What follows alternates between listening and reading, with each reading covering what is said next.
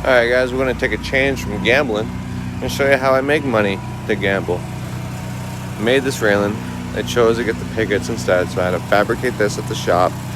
Put this back in, you do the spaces to weld it back up.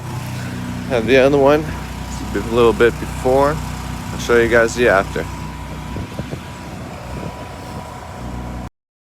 Alright, all said and done. Touch it up. Pretty snazzy.